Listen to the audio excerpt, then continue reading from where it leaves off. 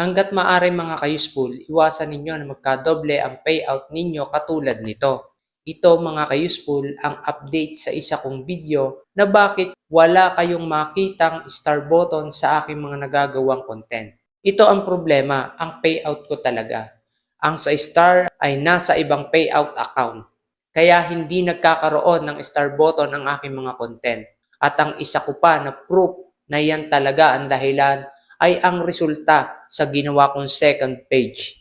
Na-monetize na ito sa stars. At nag-set up ako. Ang ginamit ko ay ang payout account ko na active dito sa main page ko. Ilang beses na ako nagpa-review sa creator support para ma-delete yung isang payout account na yon para mailipat ko sa active na payout account ang aking star monetization tools. Pero wala pa akong nakukuhang resulta mula sa kanila. Sa ngayon, kung hindi ko pa magawa ng paraan na magka-star button itong main page ko, okay lang naman.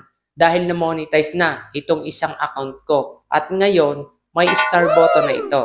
Suggest ko sa inyo mga ka-useful, kung hindi ninyo sinasadya magkadoble ang inyong payout account katulad ko, siguraduhin ninyo na sa active payout account mapupunta ang inyong mga susunod na ise-set up na monetization tools para hindi kayo makaranas ng naging problema ko sa star monetization tool katulad ko. See you sa next video, ka-useful, para sa susunod kong update.